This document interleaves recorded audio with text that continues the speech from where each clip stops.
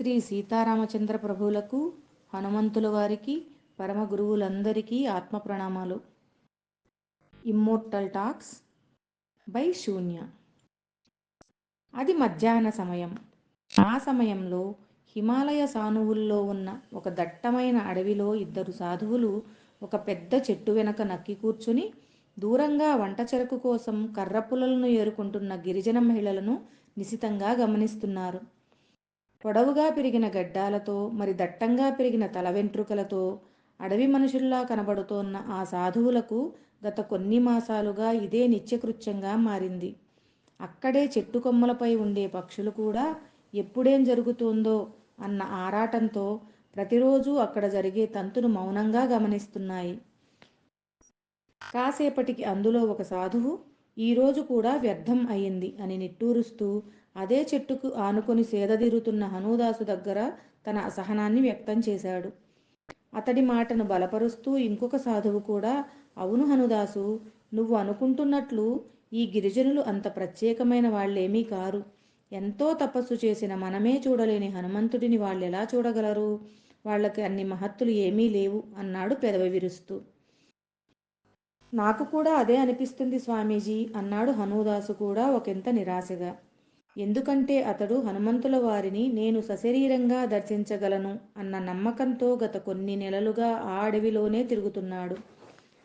తన నమ్మకాన్ని బలపరుచుకోవటానికి అతడు మాతంగులు అనబడే ఆ గిరిజనులకు సంబంధించిన కొన్ని విచిత్రమైన గుర్తులు చెక్కబడి ఉన్న కుండ పెంకులను, చెట్టు బెరళ్లను, మరి పూసలను సేకరించి ఉంచుకున్నాడు.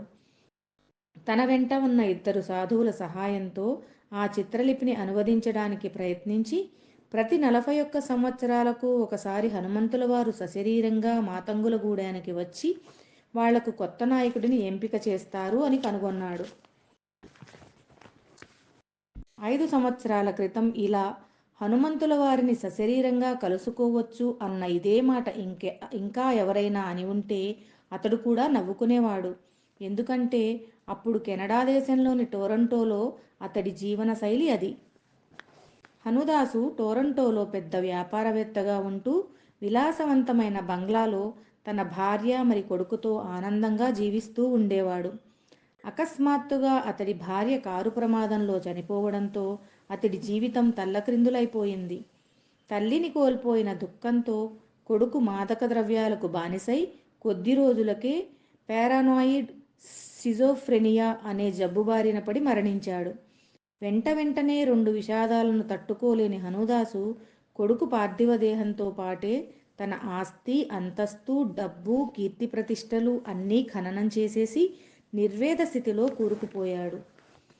ఆ రోజు చర్చిలో అతడి కొడుకు యొక్క ఖనన కార్యక్రమాలు పూర్తి అయ్యాక అతడి తమ్ముడు అన్నని తన కారులో ఇంటికి తీసుకుని వెళ్తున్నాడు. జీవితంలో నా అనుకున్నవి అన్నీ కోల్పోయిన ఆ శూన్య స్థితిలో అతడికి దుఃఖం కూడా రావడం లేదు. నిర్వికారంగా కారు కిటికీలోంచి బయటికి చూస్తున్న అతడి కంటికి ఒక పెద్ద కోతిలాంటి ఆకారం తమ కారును అనుసరిస్తూ గాలిలో ఎగరడం కనిపించింది. ఆశ్చర్యపోయిన అతడు గట్టిగా అరవడం మొదలుపెట్టాడు. అది చూసిన అతడి తమ్ముడు వెంటనే జరిగిన విషాదాలకు తన అన్న మతి భ్రమించిందనుకుని, అన్నయ్య, అదంతా నీ భ్రమ, ఇంటికి వెళ్ళి కాస్త రెస్ట్ తీసుకుంటే అన్నీ సర్దుకుంటాయి అని అనునయించాడు. అతని మాటలకు అడ్డు వస్తూ హనుదాసు, లేదు తమ్ముడు, అదిగో చూడు, ఆ కోతిలాంటి పెద్ద ఆకారం గాలిలో ఎలా ఎగురుతోందో అంటూ గట్టిగా అరవసాగాడు. కాసేపటికి ఆ ఆకారం మాయమై ఒక చిన్న కాషాయం రంగు జెండా కారు ముందు ఉన్న బానెట్కు చిక్కుకొని కనిపించింది. ఆ జెండాపై ఇందాక తాను చూసిన కోతి బొమ్మ ఉంది. ఆశ్చర్యపోతూ అతడు వెనక సీట్లోకి చూసేసరికి అక్కడ పెద్ద గడ్డంతో తేజస్సు ఉట్టిపడుతోన్న ముఖంతో తన గురువు దర్శనం ఇచ్చారు. గురుదేవా అంటూ అప్రయత్నంగా అతడు 2 చేతులతో అతడి పాదాలకు నమస్కారం చేశాడు. హనుదాస్ చెప్పిందంతా విన్న గురుదేవులు, ఈ భూమి మీద చిరంజీవిగా నిలిచి ఉన్న హనుమంతుల వారిని దర్శించాలని నేను ఎంతో కాలంగా తపస్సు చేస్తున్నాను. కానీ నాకు లభించని అదృష్టం నీకు లభించింది నాయనా, నీ జన్మ ధన్యం అయ్యింది అన్నారు వాత్సల్యంగా. కారు బానెట్కు చిక్కుకుని ఉన్న కాషాయ రంగు జెండాను చూస్తూ, మహాభారత యుద్ధంలో అర్జునుడి రథంపై ఉన్న జెండాలో హనుమంతుల వారు ఉండి యుద్ధాన్ని విజయం వైపు నడిపించాడు. యుద్ధ రంగంలో ఉన్న వాళ్ళందరికీ అది మామూలు జెండాలాగే కనిపించినా అర్జునుడు మరి శ్రీకృష్ణుడు వంటి ఉన్నత ఆత్మలకు మాత్రం ఆ జెండాపై స్వయంగా హనుమంతుడే కనిపించాడు అంటూ తన ఆశ్రమానికి చేరుతూనే అక్కడ ఉన్న హనుమంతుల వారి విగ్రహం వైపు దీర్ఘంగా చూశారు. ఒక్కసారిగా చమక్కుమని వెలిగిన ఆ విగ్రహాన్ని చూస్తూ తల పంకించి, నీ భార్యను మరి నీ కొడుకును పోగొట్టుకున్న దుఃఖంతో నీ మెదడు మొద్దుబారిపోయి నీ మనసు శూన్యంగా మారిపోయింది. మాయాబంధాల నుంచి విముక్తి చెందిన నీ శుద్ధ మానసానికి హనుమంతుల వారు కనిపించారు. అయితే ఎప్పుడైతే హనుమంతుడు నీకు కనిపించాడో అప్పుడు మళ్ళీ నీ మనస్సు ఆలోచించడం మొదలుపెట్టి గందరగోళంలో పడిపోయింది.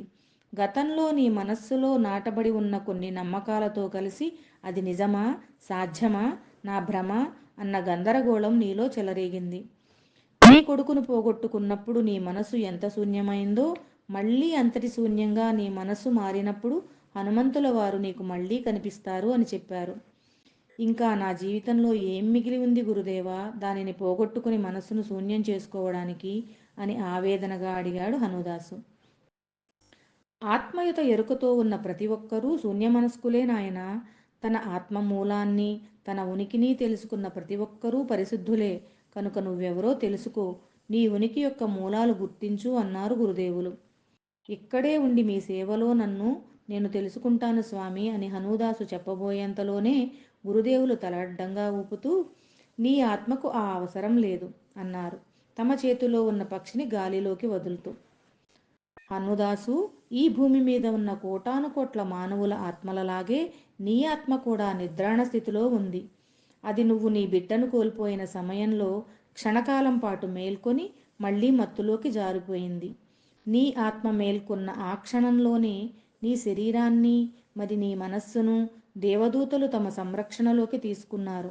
అందుకే అంతకు మునుపు ప్రాపంచిక సంపదల వెంట పరుగు తీసిన నీ మనస్సు ఇప్పుడు ప్రశాంతతను మరి విశ్రాంతిని కోరుకుంటోంది అన్నారు నింపాదిగా.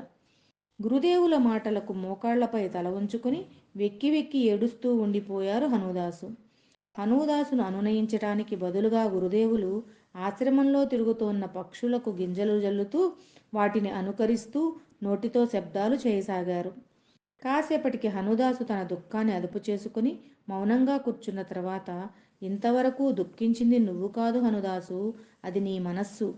ఎందుకంటే నీ ఆత్మ అత్యంత శక్తివంతుడైన హనుమంతుడితో అనుసంధానం అయి ఉంటే నీ మనస్సు అత్యంత బలహీనమైన బాహ్య ప్రపంచపు మాయతో నిండి ఉంది. ఆ మాయ నీ శరీరాన్ని మరి నీ మనస్సును సంరక్షించాలనుకునే దేవదూతలను కూడా అడ్డగిస్తోంది. కానీ ఇప్పుడు హనుమంతుడు నీ ఆత్మను నిర్దేశిస్తున్నాడు కనుక నీ ఆత్మ నీ మనస్సు ద్వారా మాయను అదుపులో ఉంచగలుగుతుంది. ఇప్పుడిక నువ్వు మేల్కొన్న ఆత్మవు కనుక ఇక నుండి నిన్ను ఆ హనుమంతుడే నడిపిస్తాడు అంటున్న గురుదేవుల వైపు నిశ్చలంగా చూస్తోన్న హనుదాసు ముందు భవిష్యత్తు ఒక చలనచిత్రంలా కనబడసాగింది. ఆ రాత్రి ఆశ్రమంలోనే ధ్యానంలో గడిపిన హనుదాసు మర్నాడు ఉదయం లేస్తూనే తనకు అవసరం అనుకున్న కొంత సామానును బ్యాగులో సర్దుకుని గురుదేవుల ఆశీస్సులను అందుకుంటూ విశాల ప్రపంచంలోకి అడుగుపెట్టాడు. అలా కొన్ని సంవత్సరాల పాటు అనేక దేశాలు తిరుగుతూ భారతదేశానికి వచ్చి ఇక్కడి గుళ్లను సందర్శించుకున్నాడు. ఎక్కడ ఏది దొరికితే అది తింటూ, ఎక్కడ స్థలం దొరికితే అక్కడ నిద్రిస్తూ వేలాది మంది భక్తులను, గురువులను మరి స్వామీజీలను కలిశాడు. మనస్సులో ఏ విధమైన సమాచారం నింపుకోకుండా, ప్రపంచపు మాయలో పడిపోకుండా ఎప్పటికప్పుడు ధ్యానం చేసుకుంటూ శూన్యస్థితిలో రాత్రింబగళ్ళు గడపసాగాడు. ఆ క్రమంలోనే అతనికి బ్రహ్మచారి మరి స్వామీజీ అనే ఇద్దరు సాధువులు కలిసి అతనితో పాటు హిమాలయాలకు బయలుదేరారు.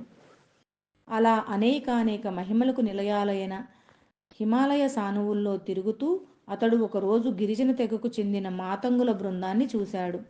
వారి సమక్షంలో ఏదో తెలియని దివ్యభావన తనను నిలువెత్తున ముంచేస్తూ ఉండగా ఇక తన అన్వేషణకు ముగింపు సమయం వచ్చిందని అతడికి అర్థమయ్యింది. హనుమంతుడితో వీళ్లకు ఏదో బలమైన బంధం ఉంది అని తన అంతరంగంలోంచి గట్టిగా అనిపించడంతో హనుదాసు వాళ్లకు తెలియకుండా వాళ్లను అనుసరిస్తూ తన ప్రస్థానాన్ని మొదలుపెట్టాడు. అతడి వెంట ఇద్దరు సాధువులు కూడా మాతంగులు నివసించే దట్టమైన అడవికి బయలుదేరారు. అలా అడవిలోకి వచ్చిన ఆ ముగ్గురు గత కొన్ని నెలలుగా తమ గూడెం నుంచి అడవికి వచ్చే మాతంగులను గమనిస్తూ అడవిలో కొన్ని రహస్య లిపి చిత్రాలను సేకరిస్తూ హనుమంతుల వారి కోసం నిరీక్షిస్తున్నారు. ఆ క్రమంలోనే ఎప్పటిలాగే ఆ రోజు కూడా చెట్టు చాటున నక్కి కూర్చుని జరగబోయే అద్భుతం కోసం ఎదురు చూస్తున్నారు. ఇంతలో పుల్లలు ఏరుకుంటున్న మాతంగ మహిళల బృందంలో కలకలం చెలరేగింది.